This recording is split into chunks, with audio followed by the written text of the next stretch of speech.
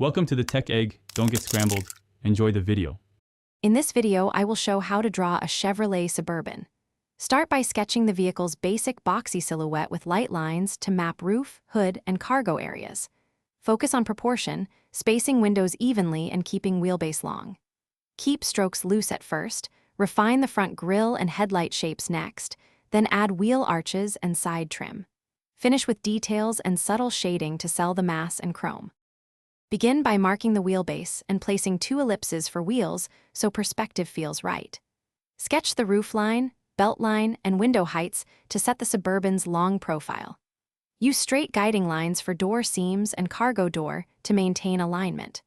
Refine the wheel arches and add hubcap or rim details while checking that wheel sizes remain consistent across the drawing for a believable stance and balance.